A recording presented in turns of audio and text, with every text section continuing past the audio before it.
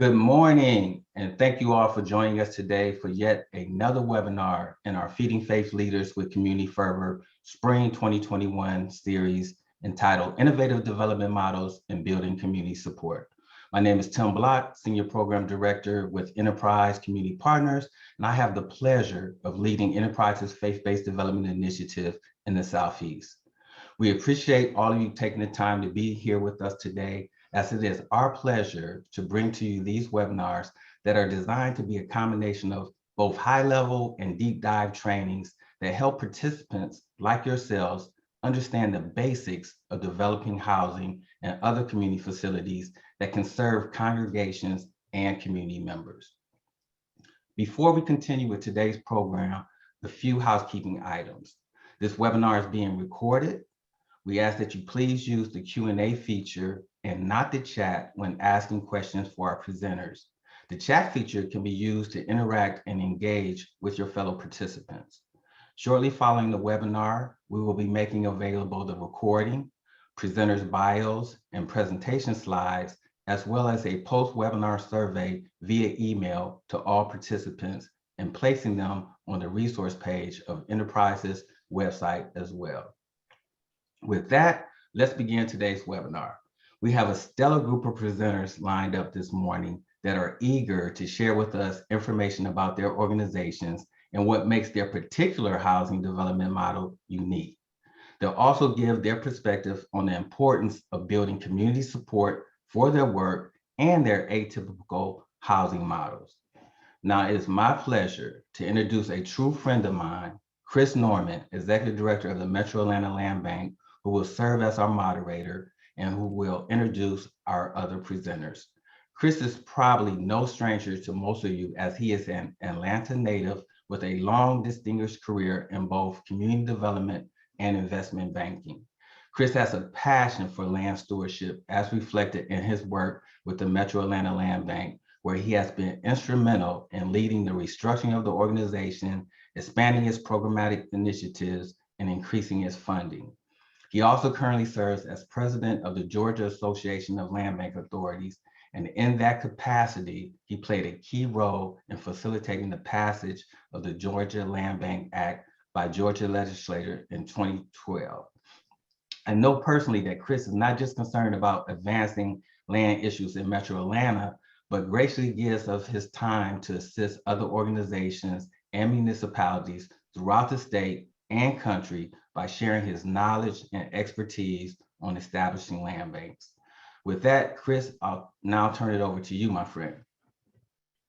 Tim, thank you so much for the intro. I really appreciate it. And welcome to everyone that's taken time to join us today for this webinar. I'm excited to be able to join this great panel and support the great work of Enterprise and really furthering this conversation. And so we hope we have a treat for everyone that is attending. You are going to have the opportunity to hear from some of our experts and folks at the forefront of innovation and change and how we approach and do housing. You know, one thing about innovation is that, you by definition, you're going against convention and just really figuring out ways to do things that are a little different from our traditional ways of delivering an item or an idea or purpose. And so today we are going to learn some insightful ways and kind of behind the scenes knowledge of what's going on with two areas of innovation in our area. So as Tim mentioned, I'm the executive director of the Metro Atlanta Land Bank. And so for all of you on the call that may not know what a land bank is, land banks are quasi-governmental entities that exist throughout the country. We're basically typically focused on repurposing and repositioning properties throughout our respective service areas. And those are really geared towards producing residential property, affordable and market, commercial property, industrial, and then sometimes green space. So we're very flexible entities that are quasi-government that are set up to assist our partners. We actually have done work with both of our presenters on the call today. So partnerships, innovation, role of public sector, private sector, all these things are great and important. And so I'm just going to spend some time this morning really kind of facilitating this conversation with our two panelists here. So having said that, let's go ahead and transition and introduce our first panelist today. So Amanda Ryan, who I know quite well. As Tim mentioned, I serve as the chair of the board for the Atlanta Land Trust. And so we're excited to have Amanda on board as our executive director. Amanda is a seasoned real estate professional. She has extensive experience in the whole space of public-private partnerships, community development. Prior to joining the Atlanta Land Trust in 2018, she also served as the senior director of transit-oriented development for real estate for MARTA. And before that, she also spent 10 years at Invest Atlanta, which is the development authority for the city of Atlanta, really doing extensive community development work. So Amanda is well formed and has a wealth of experience in this space. And so we're excited to hear a little bit more about the Atlanta Land Trust and what's going on there and how it fits in terms of this theme of innovation. So Amanda, we will turn it over to you and allow you to proceed with your presentation. Great. Good morning, everybody. I'm happy to be here with you today. I am going to be sharing with you a brief presentation that provides an overview of the work of the Atlanta Land Trust in the context of the conversation today regarding innovation and community engagement. So the Atlanta Land Trust is a nonprofit organization. We were originally established in 2009 with the mission to deliver and steward permanently affordable housing to support inclusive and equitable communities near the Atlanta Beltline and other targeted areas in the city of Atlanta. So if you all are in Atlanta, you certainly are familiar with the Atlanta Beltline project. We can work anywhere in the city, but we're focused on the Beltline because that's where we see the greatest need for both anti-displacement mechanisms as well as permanently affordable housing. And really within that, we're targeting the southwest portion of the Atlanta Beltline, neighborhoods that touch the Beltline that are located in Southwest Atlanta. And I'll share a map later on in the presentation that shows our geographic area of focus. We envision a livable, equitable, and economically viable city where historically marginalized populations and communities of color can access and benefit from opportunities and prosper. The Atlanta Land Trust and the Community Land Trust model is relatively new to us here in Atlanta, so some of you may not be familiar with it, but it's actually a model that's been around now for about 50 years. The first community land trust in the United States was created in 1969 in Albany, Georgia, as part of the Civil Rights Movement. The goal was to give Black farmers control of their land at a time in which they were being threatened with eviction because of their civil rights activities. So we're really honoring and building upon that legacy of New Communities, Inc. In those 50 years since New Communities, Inc. was created, over 250 community land trusts have been created across the United States in both large cities and small neighborhoods. And it really is a tested and proven model for creating affordable housing that is more sustainable and better serves community.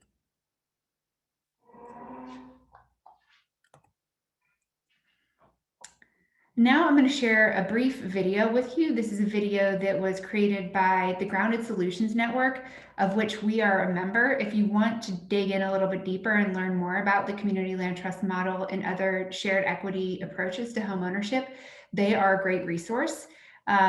They created this video to help folks understand at a high level how the Community Land Trust model works.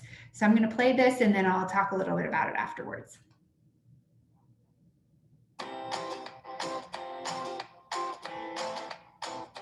Community land trusts, or CLTs, are nonprofit organizations that acquire, own, and steward land permanently for the common good.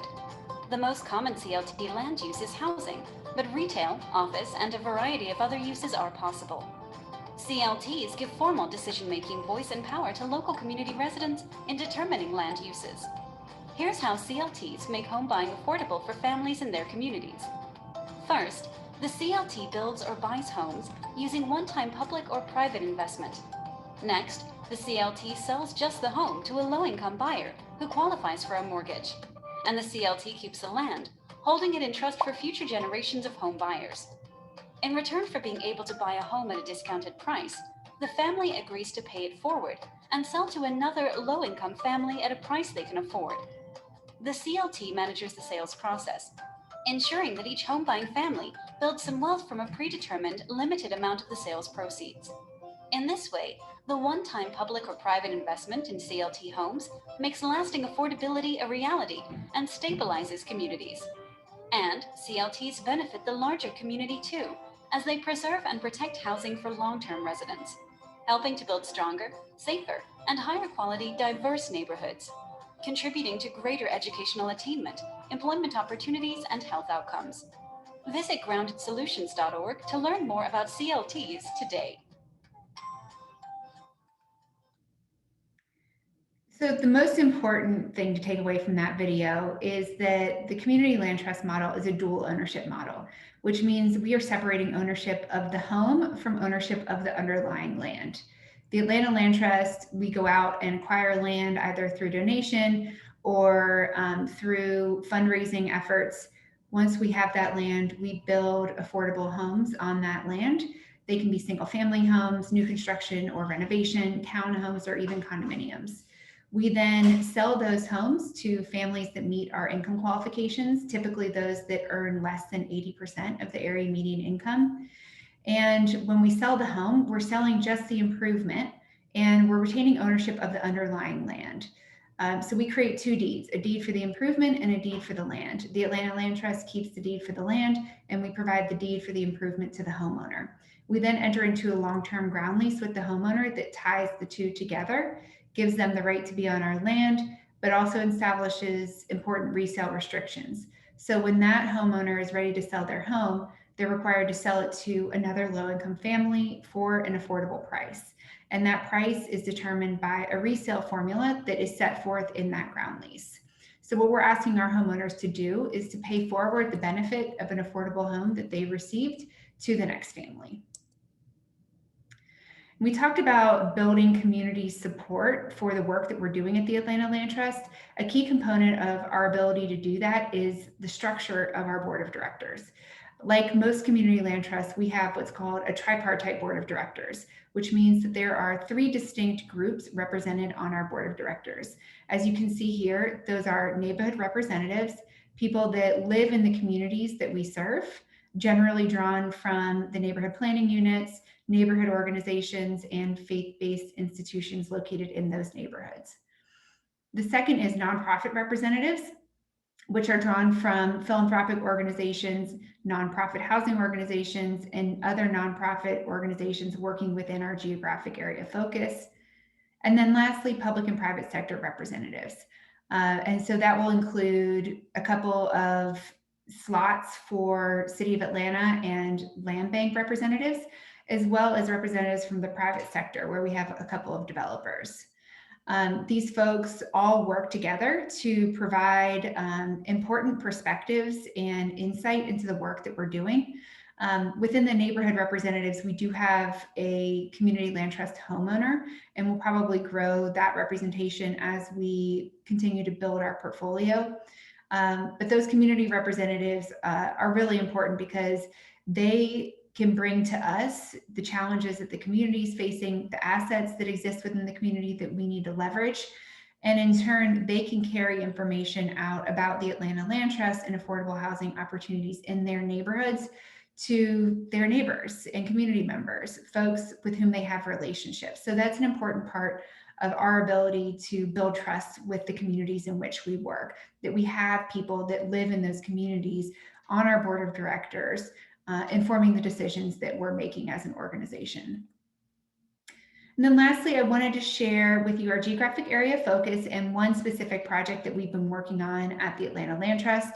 So you see here the Beltline planning area highlighted in green. This is roughly a half a mile to either side of the Beltline corridor. This is really where we're trying to focus our efforts. We have a significant number of homes in the Pittsburgh neighborhood, in the Oakland City neighborhood, and in Northwest Atlanta. This home is in Grove Park, and we'll have a couple more on this street. But the project I wanted to talk to you about today is the one that's in the Oakland City neighborhood, 1091 Tucker Avenue. You can see it here on the map. It's located between the Atlanta Beltline West Side Trail and the Oakland City MARTA station in the heart of Oakland City, which is a historic single-family neighborhood. We initially received the property from Enterprise Community Partners as a donation in 2016. In 2018, we embarked on a community visioning process for this piece of property, which was vacant. It was originally zoned for single-family homes. And through the community visioning process, we identified a couple of key priorities for the development of the site. One of which was preserving the mature trees on the property. Another which was creating density, and a third which was creating as many affordable units as possible. So with the community's support and vision in place, we took this through a rezoning process with the City of Atlanta, which has resulted in the site plan that you see before you, which is a total of 36 units, all of which will be affordable, save for 7, which will be sold at market rate to help cross-subsidize the affordable units. This will be built over multiple phases. And you can see that our initial phase is those 13 units that are not covered in hatch marks. And those will be 2-bedroom and 3-bedroom units. And we're hoping to be in a position to start construction on this project, certainly by the end of the year, hopefully within the fall. And we are working with a development partner in order to do that. The developer is In Town Builders, and they are helping us to build our capacity as well as to access financing for the project. With that, my presentation is concluded, and I look forward to answering any questions that you have. And thank you for the great overview of the organization, the model, and some of the things that you're working on. Looking in our Q&A, I don't believe that we have any active questions at the moment.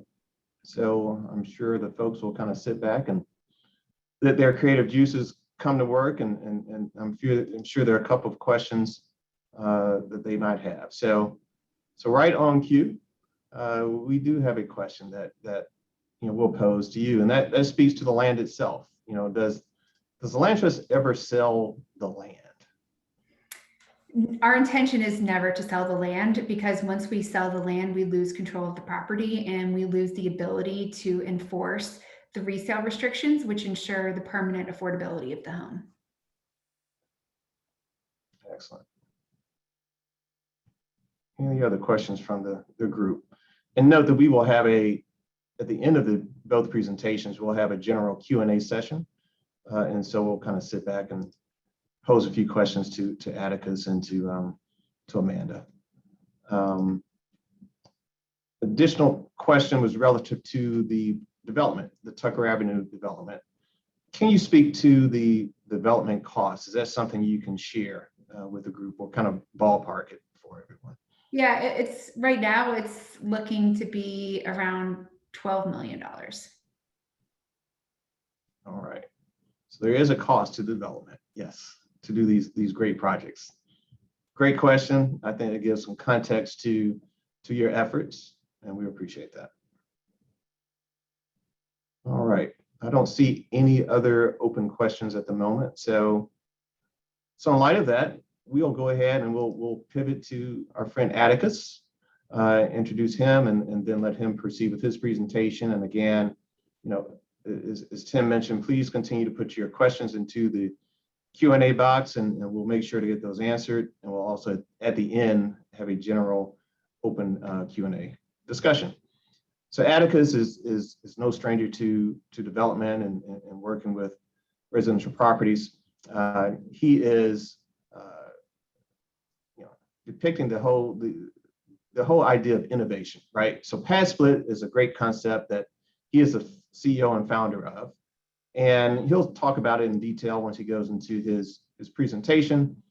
But as he describes it, it's a public benefit corporation that has national attention, has over 1,700 units of affordable housing in 3 years. So it's been on a great trajectory. So he's been in affordable housing development since 2008 and has presented on these housing solutions throughout the United States. He's also co-founder of Stride Construction and Management, which we have also worked with that organization on the land bank side for many years. And so in his spare time, he serves as the co-chair of ULI's Urban Plan Education Initiative, co-chair the Design for Affordability Task Force, and 2018, and also was a member of Leadership Atlanta, and currently volunteers with Mad Housers. So he is obviously, there's a lot of depth in this space, and people ask him to speak to a lot of things. And so we're happy to have Atticus with us. And we're excited to go ahead and dive into your presentation, Atticus. So we'll turn it over to you. Awesome. Thanks, Chris. Yeah, and for those of you who don't know, I've been very fortunate to have had the opportunity to work with both Chris and Amanda for quite some time, going back. Man, I'm not even sure how many different years, how many years it's been. Probably from the beginning, Chris, 2007 or 8 or so, and really grateful to have the land trust involved in a project we're working on together in Pittsburgh, and really looking forward to doing something there. But here today to talk specifically about pad split, which we really look at as a technology innovation. I had no business starting a technology company, for the record, being in the real estate, construction, and housing space for a long time. But the more that I was involved with programs like tax credits and just more traditional subsidy programs that were required, I got increasingly frustrated with how slow they worked. And I saw how difficult the problems were and how we needed solutions much quicker. As evidence of that, I want to introduce you to Kiosha. She was one of our residents. Kiosha was working 2 full-time jobs while she was going to graduate school. She was a mother of 2, and she couldn't find any place that she could afford in the Atlanta metro area while she was working to house her children safely. So instead placed them with her mother in Valdosta, 3 hours away. And she rented a room with us so that she could continue to save money and build her credit over time. One of the features that we offer is we report all the rent payments to credit agencies. So 85% of our members see increased credit scores, and they'll use those to purchase cars, in some cases purchase homes, but more importantly, reach better financial empowerment.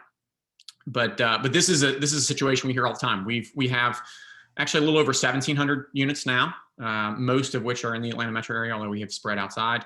And we've housed over 4,000 people since we got started. And so we see situations like this constantly. And a big part of the reason why I arrived at the solution was because I saw these types of situations and was really frustrated at how many people could be working full time and still be functionally homeless, living in their cars, couch surfing, et cetera.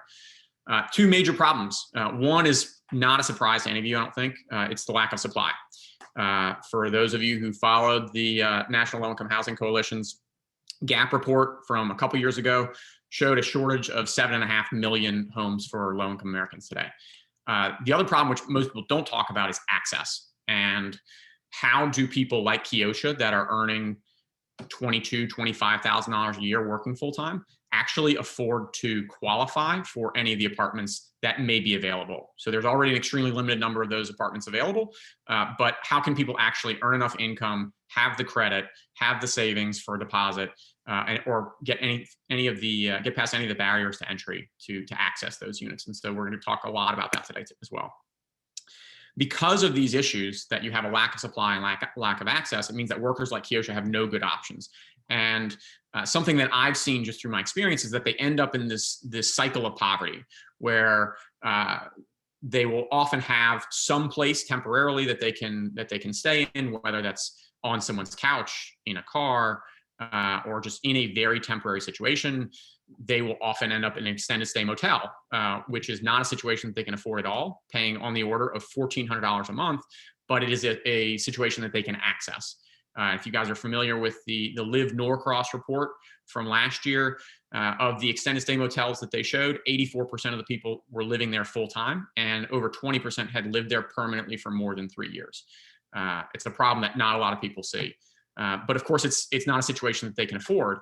And so they'll often end up in the system, whether through a shelter or through a continuum of care. And then it just repeats, because anytime they try to apply for a traditional apartment, they end up getting rejected, either because they don't have sufficient income at 3 times whatever the monthly rent is, they don't have the deposit to get in, they have a prior eviction, or they don't have a minimum credit score. Back to the supply issue, we're not close to solving that. This shows a trend of what the housing starts have been for single family homes over the last 20 or so years. And we're still not at the production that we were in the early 2000s. If you look at housing creation through something like low-income housing tax credits, which is a great program, the most successful we've had in our history, they've only created 3.3 million affordable homes in the last 30 plus years. And it would take 70 years for that program to reach today's need for those 7.5 million homes. If you look at the 20 million renters that are actually cost burdened, that's going to take you 190 years. So we just don't have the time for those solutions. Fortunately, that the opportunity already exists. The supply exists. We just don't necessarily see it. Where it exists is because you have had single family home square footage and apartment square footage that's been increasing for the last 60 years at a pretty steady rate. Meanwhile, the average household size has been declining by 24% over that same period of time, meaning that there's a lot of extra space that is available that is just not being used. People are living in bigger homes. They are living in smaller families. 28% of the population is single person households. That is a greater share of the population than nuclear families and single parent families combined. So how do we address this problem? We make sharing possible, and we align incentives between people who need more affordable housing and the housing providers who are interested in financial returns by making sharing more possible and motivating them to go ahead and do it. And so that means that you're converting often a single family home, but an apartment as well, into a shared living experience where you can rent to individual households. Today, that doesn't really happen at any level of scale because it's a really difficult business. But it also means that housing can be much more affordable at 42% of the average apartment cost for those single person households who are most in need. Here's what providing access looks like. A typical rent in Atlanta, if you look at the average rental of a one-bedroom apartment in Atlanta, it's $1,527. This is a pretty recent number from Rent Cafe. If you look at the total non-rent move-in costs between furnishing that apartment, what the deposit happens to be, some of the turning on utilities, you're spending over $2,700, where we already know that 40% of the population doesn't have $400 to spend on an emergency expense. And so let's not pretend that any of those folks earning less than 40 grand actually have access to these apartments. But just the income required to rent that $1,500 a month apartment is $55,000 a year. How many people in Atlanta or in cities around the country make less than $55,000 a year? The answer is quite a lot. 64% of the population nationally are renters, make less than $40,000 a year. Whereas our barrier to entry is one fee of $129. That's a $29 application fee and $100 that covers the cost to clean a room. The total monthly housing costs, inclusive of all utilities, furnishings, Wi-Fi, laundry, 24/7 access to telemedicine and the credit reporting services I mentioned, is around $629 per month, meaning that the minimum income we can underwrite is around $15,000 a year. Meanwhile, it saves a lot of money for existing communities, because if you just took 1% of the existing housing space in these four areas, Chicago, Atlanta, Houston, and San Antonio, you could create 245,000 new units and save roughly $8 billion in public subsidy. Just to date, for the units that we've created in the Atlanta metro area, if you take the city subsidy numbers, around $72,000 per unit, we would have saved the city over $115 million for the units that we've created. How much more efficient is it? It's about 1 to 75. So an average apartment will cost you around $201,000 to build, or you can convert a home. The cheapest space to build is what already exists. And based on our average for what we know people have spent to convert these units, it's about 1/75 of the total cost. So how does the technology work? How does the solution work? What are the challenges? From the tenant side, who we refer to as members, the first thing is affordability and flexibility. Historically, we've had a minimum stay of 1 week, but our average tenure is about 10.5 months.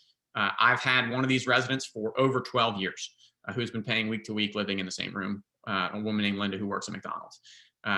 The fact that you don't have a long-term contract does not mean that people won't stay. If they're happy, they stay. And we believe that the biggest power that we can give people is giving them the power of choice. And so we provide multiple choices, thousands around the metro area, so that as jobs change, if they're in their job at a local retailer for 1 month, and then they move to another part of town and get another job there, they have the ability to move flexibly as well and stay affordable. And then it's very easy to qualify. We don't have any of the same underwriting criteria. We don't look at minimum credit scores. The average score on the way in is 461 points. And our median income for our members is $22,000 a year. So most of these folks wouldn't be able to qualify for any traditional options. And the real alternative is an extended stay motel or functional homelessness in many cases. On the housing provider side, there's really no way that they can underwrite most of these folks. And the way that we do it is largely built into the program where we are collecting on a weekly or per payday basis. If you get paid every second Tuesday, your billing cycle becomes every second Tuesday, because guess what? No one actually knows, and I could take a survey of everyone here, what day of the week August 1st falls on. But the entire rental industry banks on a low-income tenant knowing and budgeting around that date. And we all know that folks are already living paycheck to paycheck, so it just doesn't make any sense. Whereas in a shared housing setting, because we have up to 6 people, 7 people sharing a home, it means that we're collecting on the order of 30 payments per month, all on different billing cycles, and housing providers just don't have the capacity to do that. We can also move people in extremely quickly. So if they have a housing need, we're often booking those rooms within hours, and we can move people in as quickly as 48 hours later. Homes are being filled in the Atlanta metro area in an average of 8 days right now. We also have 24/7 customer support, and we work with a lot of nonprofit supportive providers for emergency rent relief, graduations for career development programs and whatnot, to give folks a place that they can actually move into.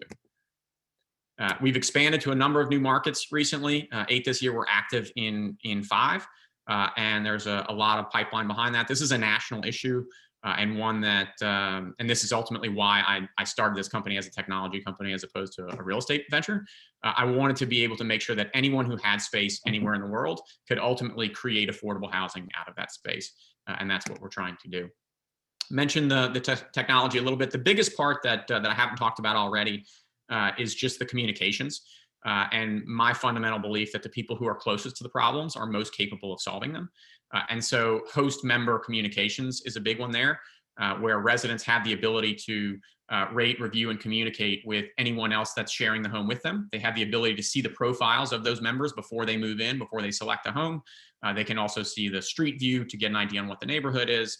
And we're also collecting information to make sure that all of those owners remain responsible. And we're comparing data to see, is one owner much more responsive to maintenance work orders than anyone else? And we track all those maintenance work orders through our system as well, and the communications with any residents. And we have, of course, the what's called a CRM, or just a database of all the information and emergency contacts and so forth for all of our members, and same for our owners. So if there is an emergency, we have the ability to contact people very quickly. But it's not just better for members and owners, it's also better for communities. If you think about the environmental impact of housing generally, if all of a sudden an owner is required to include utilities in their payment, their view on how energy efficient they want to make that home changes immediately. And all of a sudden, if they think they are going to pay the utilities, all the light bulbs are getting changed, they're caulking around all of the exterior penetrations in the house, and they're making sure that they are upgrading to very energy efficient equipment, because they see the real bottom line change. It also means that we're able to move people much closer to their places of employment or public transportation, and taking cars off the road. There was a recent study that showed 92% of traffic in Buckhead, a community in Atlanta, actually started outside of Buckhead, and folks that couldn't live there. And ultimately means it's just much more cost effective as a form of stable housing. We also have a neighbors report page, which is where this particular review came in, where neighbors of any pad splits in the community can actually reach us directly. The other thing that I would mention in terms of the community overall, we've been working with HUD now for a couple of years, just in terms of creating this availability for public housing vouchers, for housing choice vouchers.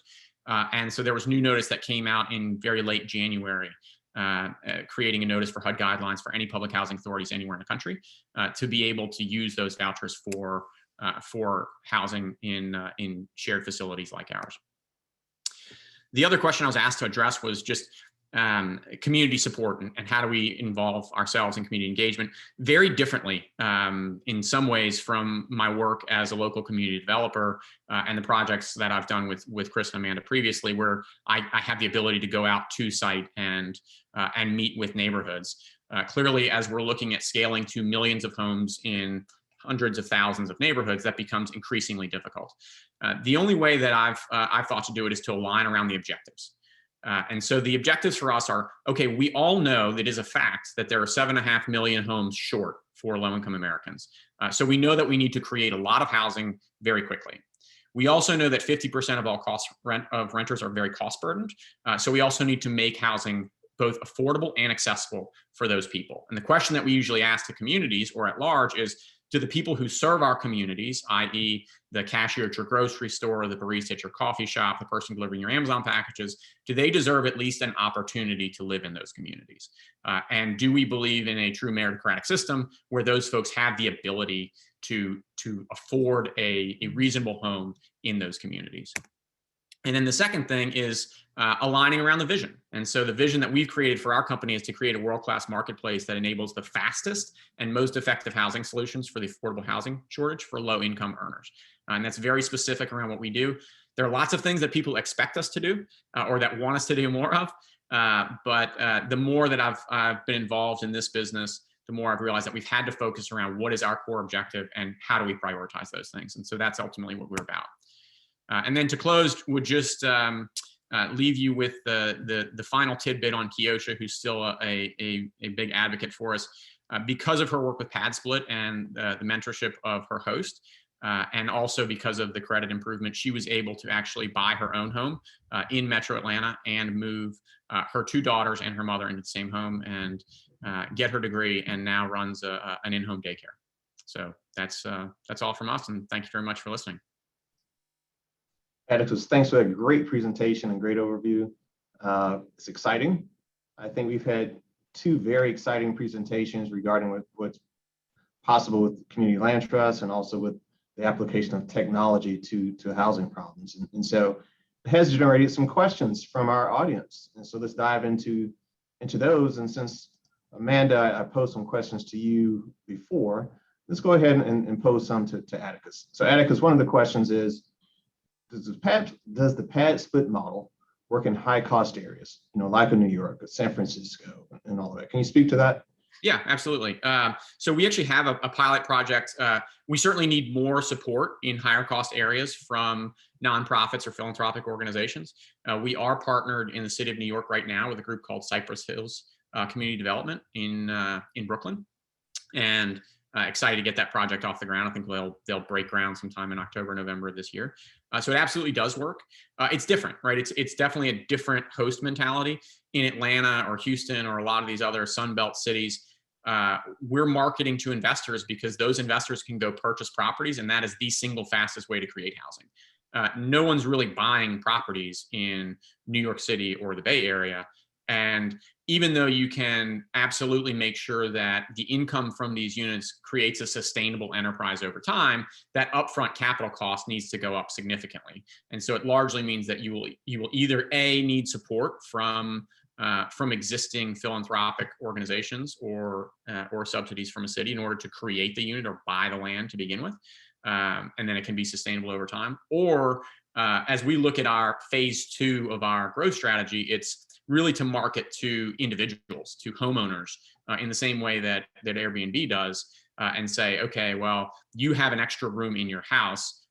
In my home, I rent a downstairs room to a pad split tenant, and encouraging people, because we built trust enough in the platform where people will actually do that and not think about renting to a stranger as much as demonstrating that you can rent to someone in your church or from your local grocery and be able to make those connections more widely. Great. Thanks for that information. One more for you also. You had a chart that kind of talked a little bit about rents and things of that nature, but can you talk to how your rents compare to traditional publicly subsidized affordable housing, I guess, Section 8 and other types of LIHTC scenarios? Yeah. So it still works out to about 30%. Of course, we include utilities and furnishings and other services, but across the board, our rent burden, including all those costs, ends up being around 29% for our folks. So the metrics are similar. Of course, if you are earning $700 a month in Social Security disability income, you're going to pay significantly less in a subsidized situation where you're paying, I don't know, maybe $200 or so. Whereas there's no way that we can create a market rate solution that actually only charges $200. But across the board, it tends to be around 29%. So those thresholds work out to be about the same. On average, though, the rents, like if you look at an FMR, we would be on the order of 40 to 50% of whatever that FMR is. Okay, excellent. And then I'll ask this question, and then we'll pivot and ask Amanda a few. So this is speaking to your expansion strategy. So folks are looking for you to come to their market. So questions about Long Island, New York, Maryland, DC. Are you there, or what are your plans right now? Yeah, so we have some units right now in Virginia. I would say if anyone is interested, we very much operate from a growth standpoint under a pull strategy. So if we have a local partner who wants to use the technology to open there, we are all ears. And just reach out to me at atticus@padsplit.com and happy to engage offline and work with anybody any way we can. Okay, excellent. So Amanda, some questions for you. So for a land trust, what's the average price of a house that someone could expect? So our homes range in price from about $100,000 on the very low end to up to as high as about $190,000 on the high end. And those are all at prices affordable to folks at 80% of AMI. But because we're able to price some of our homes a little bit lower, just because the costs are less, we're able to reach a deeper level of affordability. On average, our sales price is around $165,000. Okay, excellent. And since the land trust model obviously includes some type of restrictions via the ground lease, and one of the questions is, how much profit does a homeowner take away after they sell it to another property, to another family? So if you could share some light on that. Sure. So that is determined by the resale formula that I mentioned that is contained within the ground lease. We use two different resale formulas. The primary formula we use is called an appraisal-based formula that allows for the homeowners to share in up to 25% of the appreciation of the home during the time that they live there. So if, let's say, their home is worth $200,000 when they bought it, 10 years later they want to sell and we get an appraisal, it's valued at $300,000, they're able to share in $25,000 of that appreciation. What we do is then add that amount to the affordable purchase price that they initially paid, which let's say was maybe $150,000. So their new sales price would be $175,000. And once they paid off their mortgage, they would be able to walk away with both a share of the appreciation of the home as well as whatever principal they've paid down on their mortgage. And many of our buyers utilize down payment assistance, which is then forgiven if you've been in the home for 10 years. So it does create wealth for our homeowners, but it's just a limited amount of wealth relative to traditional homeownership. Thanks for that additional detail. And that's a key point you just reinforced there, that it's still a wealth creation opportunity. It's just in a different scale of what people traditionally have done with other models. So thanks for making that clear. And then one last question for you, and then I'll have questions for both of you. So if an owner for a land trust property does not maintain it properly, right? What happens in those scenarios? Who pays for the renovation of any deferred maintenance? And is really the theme of this question is speaking to how do you maintain quality as you pass it on from one owner to the next? Sure. So an important function of a community land trust is stewardship. We are responsible for stewarding the home, the homeowner, and the subsidy that's invested in the home. So as it relates to the home itself, we do want to make sure that it is well maintained, that it's insured. We have the right to inspect both the exterior and interior of the home if we have any concerns about how it's being maintained. If there are maintenance or repair issues with the home, our homeowners will have access to a repair reserve fund, which they contribute $20 to every month. Before they sell, they are going to be financially responsible for any repair issues with the home, so that when we sell it to the next home buyer, it is in good condition.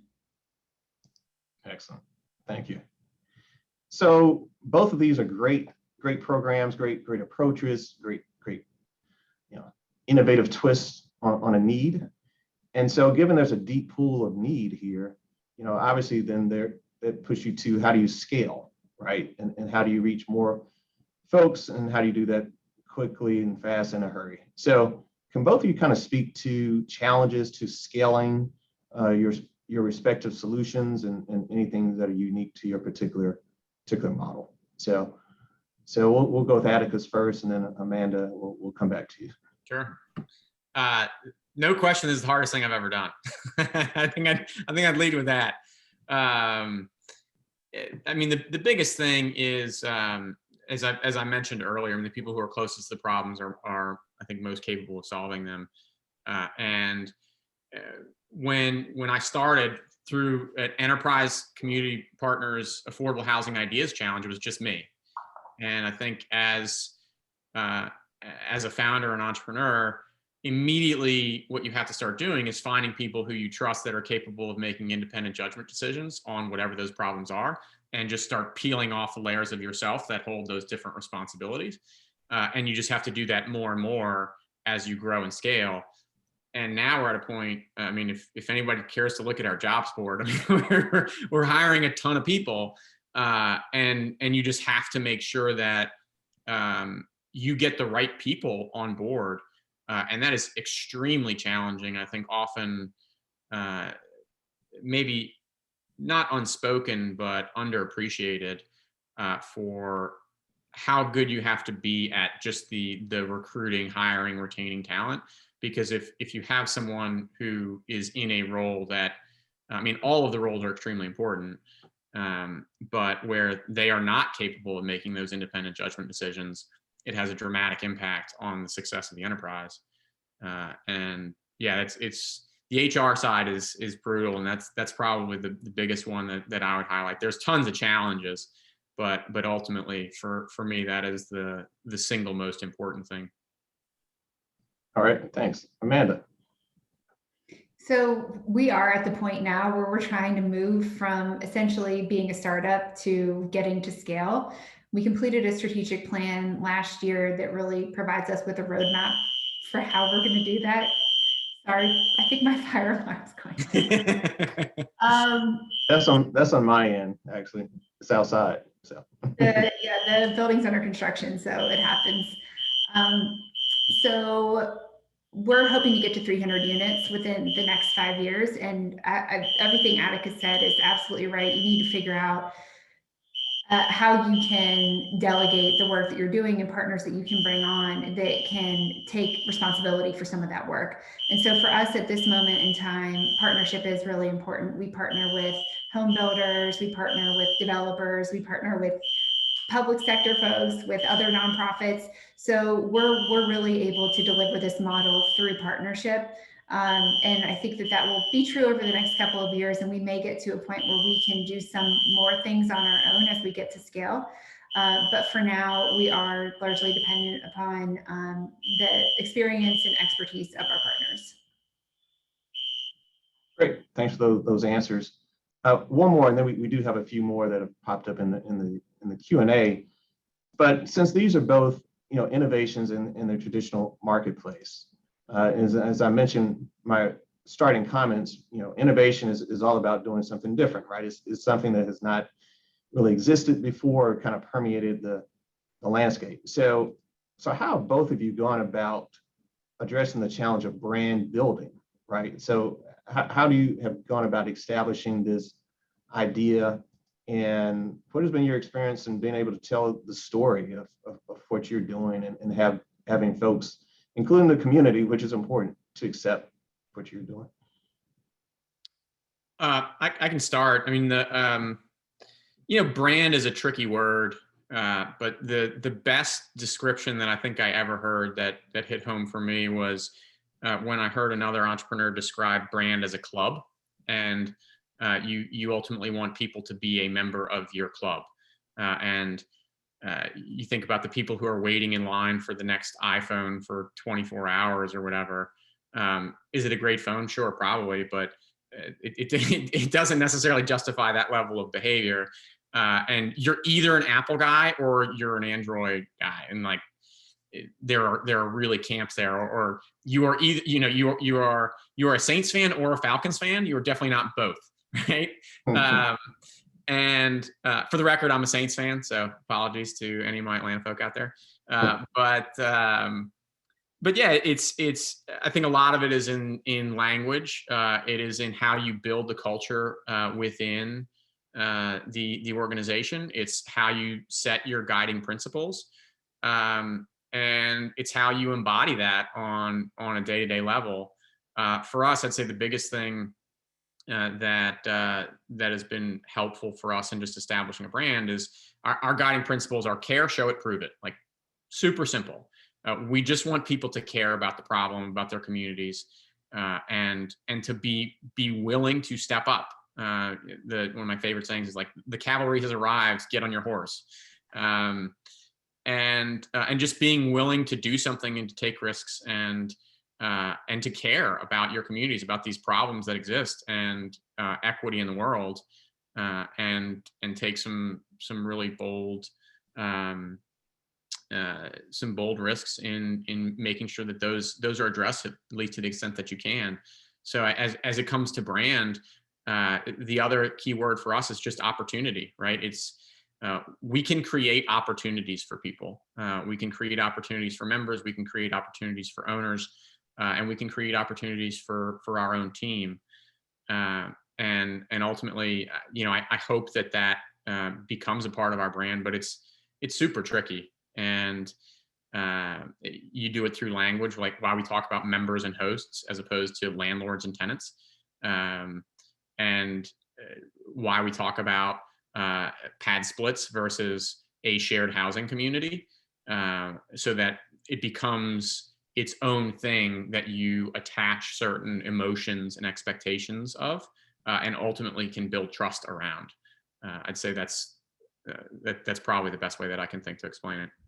No, thanks. That's great to hear from the perspective of an entrepreneur as well. So, Amanda.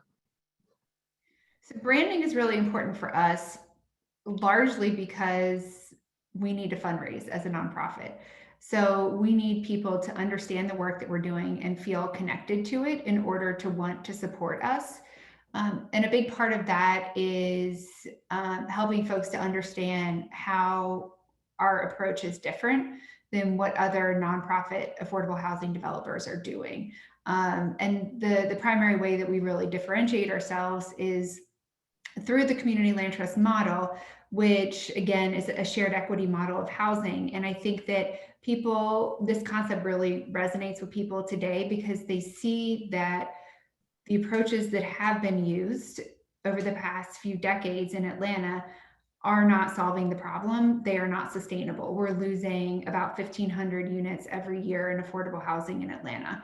And the solution that we're proposing ensures that every single unit we create will be affordable forever. So for funders, that's great, right? You make a one-time investment in this affordable unit and it will benefit potentially 14 families over the initial 99-year term of the ground lease. So the challenge for us is helping people to understand that in a way that is really simple, because our model is complicated. You heard me talk about the resale formula, that gets complicated really fast. How we're partnering with other folks, that gets complicated. So we try and help people understand and simplify the message as much as possible so that people can understand and feel connected to our work. Excellent. I heard some themes of simplification, being straightforward, making things understandable, make the complicated less complicated, right? So thanks for that. So we have about 5 minutes left. So we have a few more questions here from the audience. So for pad split, are the owners committed to any length of affordability with your product? Depends on the owner. So Amanda is on our project, and just to give you a quick synopsis there. So it was a partnership between ourselves, the Atlanta Land Trust, and the Annie Casey Foundation, and ultimately there was a house that is pretty well dilapidated, but that was very well suited and clearly originally constructed for a shared housing situation. So the agreement was that we would put up the capital to bring that property up to sufficient repair and housing suitability, and then manage it long term. And in that scenario, there is a 99-year ground lease where we are putting up the capital, but we are required under the ground lease agreement to maintain affordability at 60% of the area median income or below. In most cases, in just traditional private market scenarios, the answer is no, we're not required. It is part of our mandate as a public benefit corporation that we provide housing below 80% of the area median income. But ultimately, I mean, today we're sub 50 realistically. What I say, I mean, from a private market solution, shared housing will be the most affordable in whatever area you happen to be in. It is just, that's where it sits on the continuum, whether you are in a very high cost city like New York or San Francisco, or whether you are in an Atlanta, Nashville, Houston, what have you.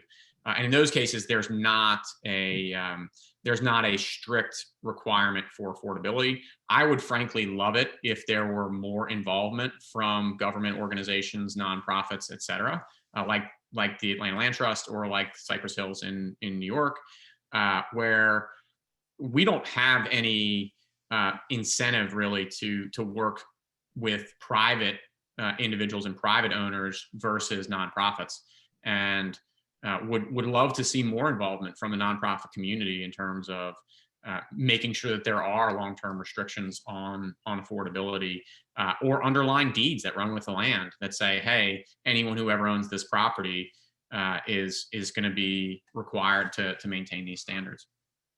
Excellent. Thank you. So Tim, I know we are pushing up against our time. We may have time for a lightning round question, but you let me know. I know we're pushing up against the noon. Let's take one more. There's 2 questions still outstanding. Let's try to take one more, and then I'll go ahead and close this out. Okay.